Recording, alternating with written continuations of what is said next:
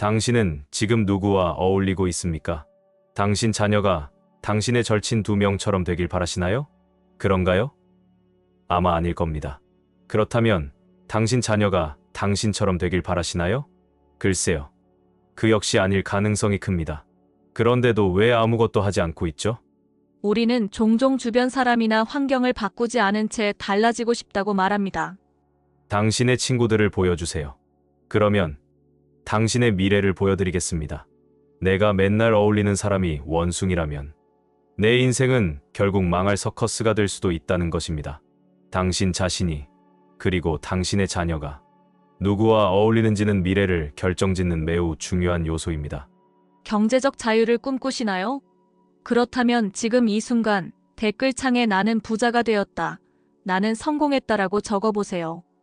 이 말은 미래형이 아니라 완성형이어야 합니다. 이는 스스로에게 그리고 우주에 보내는 강력한 선언입니다. 여러분이 원한다면 부자가 될 수 있습니다. 하지만 그 시작은 생각하고 말하고 행동하는 순간부터입니다. 댓글에 나는 부자가 되었다, 나는 성공했다라고 선언해보세요.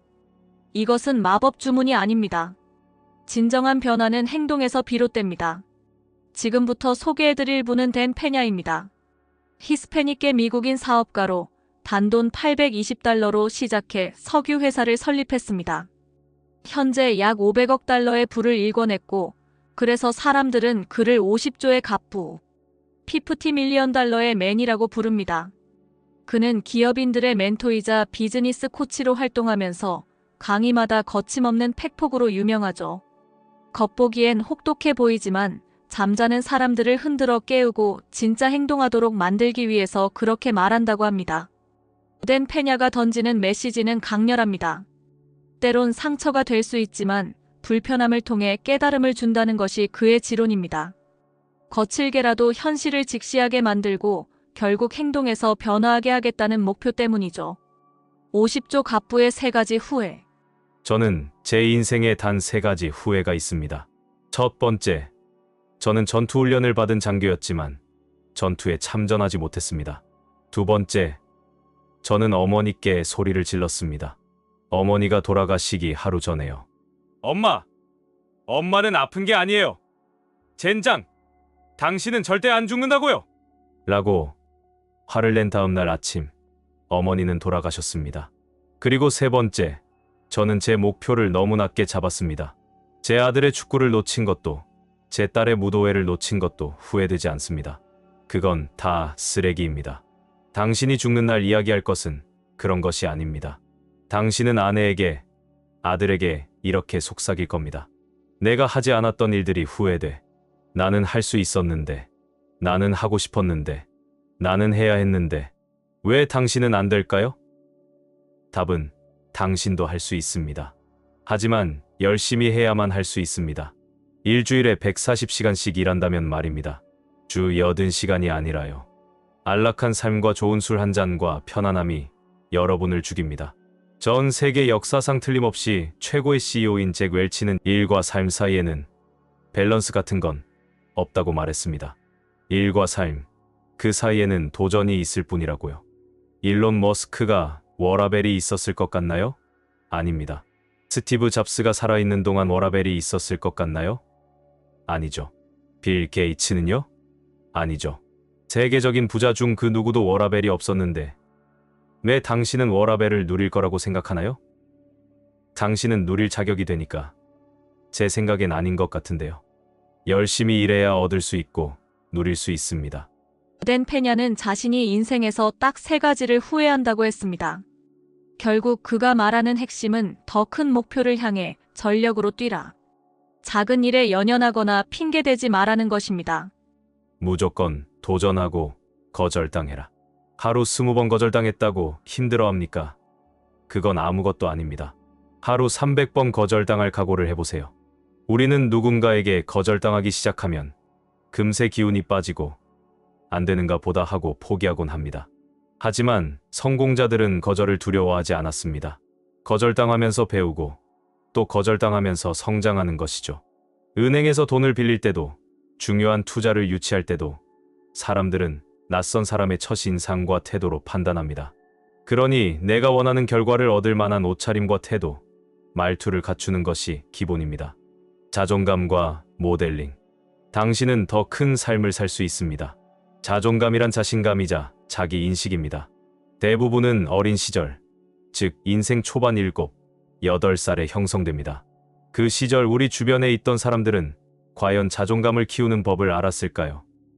이제라도 높은 자존감을 가진 사람들과 교류해야 합니다. 내가 되고 싶은 사람, 내가 꿈꾸는 미래를 이미 살고 있는 롤모델을 찾아야 합니다. 인생은 여행이 아닙니다. 당신이 멍청이일 경우에만 인생이 여행입니다. 인생은 모델링입니다. 성공은 반드시 단서를 남깁니다. 당신이 닮고 싶은 사람을 찾으세요. 그리고 그 사람이 한 것을 따라하십시오. 소크라테스, 플라톤, 아리스토텔레스가 했듯이요. 인생은 여행이 아니라 모델링이다. 성공은 반드시 단서를 남긴다. 소크라테스가 플라톤에게, 플라톤이 아리스토텔레스에게, 그리고 아리스토텔레스가 알렉산더 대왕에게 그 단서를 전해줬듯이 우리도 누군가의 발자취를 그대로 쫓으면 됩니다. 원하는 모습이 있다면 그 사람을 모델링하세요. 덴 페냐는 단순한 동기부여 연사가 아닙니다. 그는 실제로 $820라는 작은 자본으로 시작해 석유 산업에서 500억 달러의 부를 일군 살아있는 전설입니다. 월스트리트의 거물들과 실리콘밸리의 혁신가들이 그의 조언을 구하는 이유가 바로 여기에 있습니다. 그의 말 한마디 한마디는 실전에서 증명된 진리이며 때로는 불편하고 가혹하게 들릴 수 있지만 이는 여러분의 성공을 위한 진심 어린 조언입니다. 오늘 그의 메시지를 들으며 불편함을 느끼셨다면 그것은 여러분이 변화해야 할 시점이 왔다는 신호입니다. 이제 선택은 여러분의 몫입니다. 현실에 안주하기보다 진정한 변화를 지금부터 단 한 분이라도 시작하시기를 간절히 응원합니다. 이제 진짜 부자가 답답해서 알려주는 6가지 비밀을 공개합니다. 영상을 끝까지 보시고 꼭 댓글에 나는 부자가 되었다, 나는 성공했다와 같은 완성형의 문장을 남겨주세요. 저는 댓글을 하나하나 읽으면서 진심을 담아 여러분을 응원할 것입니다. 단언컨대 행동하는 순간부터 여러분의 삶은 달라집니다. 진짜 부자가 말하는 부자들의 6가지 비밀. 자본주의 사회에서 꼭 필요한 것들이 무엇인지 우리는 배워야만 합니다. 그래야 적어도 돈 때문에 불행한 삶을 살진 않을 것 같습니다. 로버트 기요사키가 전하는 부자의 마인드. 1. 돈의 흐름을 읽으려면 재무제표를 이해해야 합니다. 옛날에 주식 투자로 대박을 노리던 50대 지인이 있었습니다. 주변에서 이 회사가 최고야라는 풍문만 듣고 거액을 투자했다가 몇 달 만에 거의 전 재산을 잃은 이야기를 들은 적이 있습니다. 정작 그분은 해당 기업의 재무제표를 한 번도 본 적이 없었다고 했습니다. 아시는 분들은 당연히 위험하다고 말하겠지만 사실 우리 주변에서는 이렇게 감으로만 투자하는 경우가 많습니다. 반면 조금 늦게라도 공부를 시작한 분들은 달랐습니다.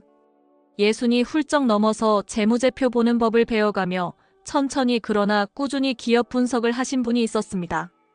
주식은 재미로만 하는 거라고 말씀하시면서도 재무제표를 통해 돈의 흐름을 미리 파악한 덕분인지 손해를 최소화하며 자산을 늘려가셨습니다.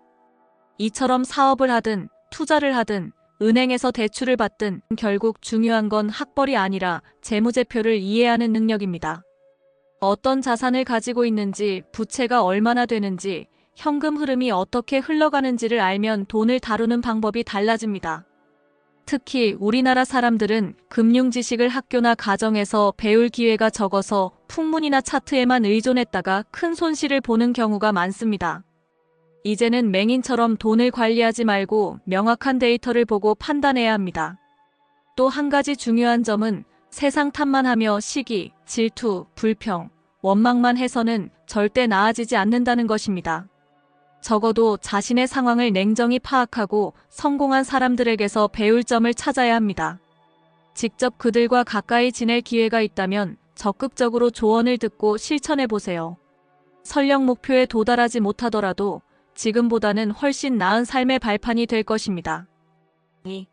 돈을 버는 방식은 크게 4가지로 나뉩니다. 옛날 시골에는 자식 셋 두면 하나는 출세한다는 말이 있었습니다. 그러나 기요사키는 중요한 건 직업이 아니라 돈을 버는 방식이라고 말합니다. 돈을 버는 방식은 크게 네 가지입니다. 첫째, 노동자입니다. 부모님 세대처럼 한 직장에서 월급쟁이로 살며 시간을 팔아야만 돈을 벌 수 있습니다. 둘째, 자영업자입니다. 우리나라 자영업자분들은 새벽부터 밤늦게까지 가게를 지키며 휴가도 포기합니다. 가게를 비우면 수익이 없으니까요. 셋째, 사업가입니다. 직원을 고용하고 시스템을 만드는 사람들입니다. 프랜차이즈 본사 사장님이 대표적입니다. 자기 자신이 직접 일하지 않아도 돈이 들어옵니다. 넷째, 투자자입니다. 돈이 돈을 벌게 만드는 사람들입니다. 워렌 버핏 같은 투자자가 대표적입니다. 우리나라에도 임대사업자나 주식 투자로 성공한 분들이 여기에 속합니다. 놀라운 사실은 대부분의 직장인이 은퇴할 때까지 노동자로 살다가 결국 자영업자가 된다는 겁니다. 그러나 부자들은 일찍부터 사업가나 투자자의 길을 준비합니다. 직장을 다니면서도 투자 공부를 하고 시스템 만드는 법을 배웁니다. 제가 아는 한 사장님은 20년 직장 생활을 하면서 틈틈이 부동산과 주식 공부를 하셨습니다. 월급의 절반을 투자하셨고 지금은 건물 세 채에서 나오는 임대 수입으로 여유 있게 살고 계십니다. 늙어서 공부하기 싫다는 말은 핑계일 뿐입니다. 여러분이 자녀나 손주들에게 물려줄 가장 큰 유산은 금융 지식입니다. 돈 자체가 아니라 돈 버는 방법을 아는 게 진정한 유산입니다. 대부분의 분들은 노동자나 자영업자 형태로 돈을 멉니다. 부모님 세대에는 적당히 일해서 가족을 먹여 살리면 됐다는 인식이 강했지만 요즘은 다릅니다. 기술 발전이 빨라서 월급만으로는 버티기 힘든 시대가 됐습니다. 반면 부자들은 사업가와 투자자로서 시스템을 만들어 돈이 저절로 들어오도록 합니다. 작은 식당 하나를 운영해도 매뉴얼과 인력을 구축해 스스로 돌아가게 만들고 다른 투자나 사업을 또 고민하는 시기죠. 그렇게 자산이 스스로 가치를 창출하도록 만드는 것이 진정한 경제적 자유로 가는 길입니다.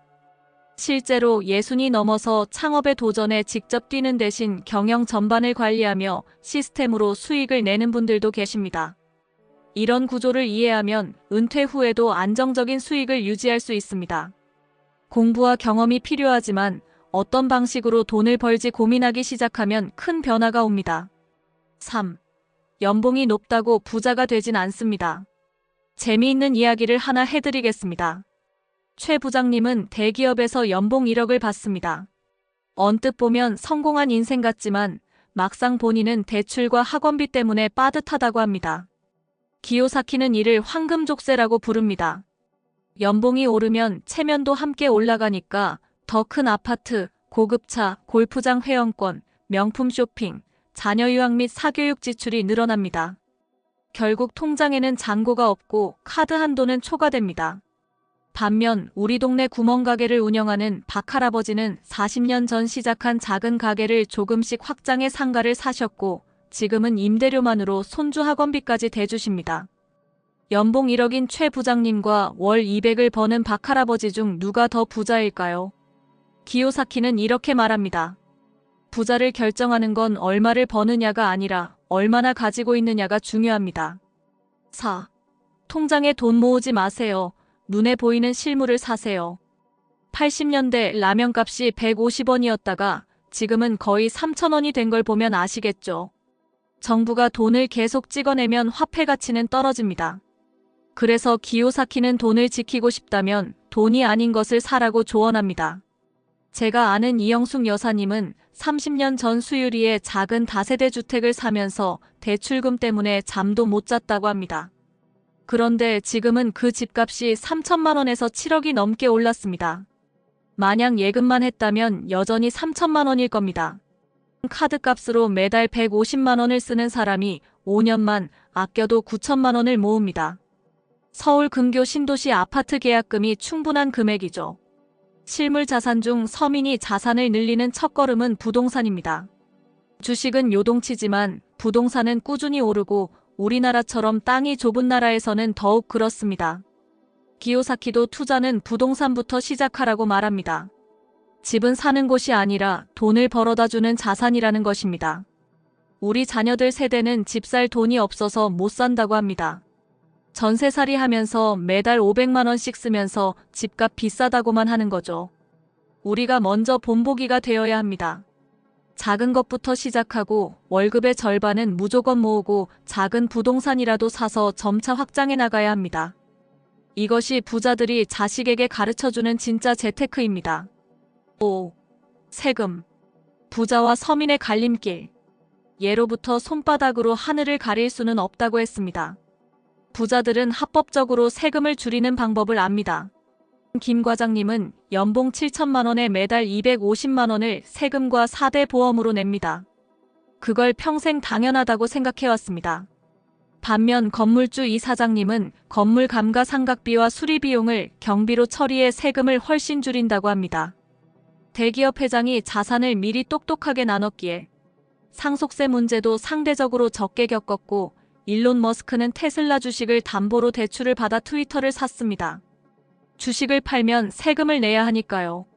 그건 부자들이나 하는 거라고요. 우리가 못할 건 없습니다.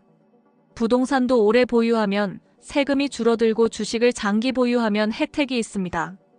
정부가 투자를 장려하기 위해서죠. 에이 다 부자들 편이잖아 하겠지만 우리도 공부해서 똑같이 혜택을 받을 수 있습니다. 6. 실패해도 괜찮습니다. 아무것도 안 하는 게 진짜 실패입니다. 우리나라 50대 이상이 가장 자주 하는 말은 늦었다. 그냥 이대로 살다 말지. 젊었을 때 할 걸. 이런 겁니다. 그런데 주변에 성공한 사람들을 보면 나이 들어서 시작한 분이 많습니다. 치킨집을 시작해 프랜차이즈 본사 사장이 되거나 은퇴 후에 주식 투자로 배당 수입을 만든 분도 있죠. 지금 젊은 사람들은 유튜브와 인터넷으로 정보는 많이 찾지만 행동은 부족합니다.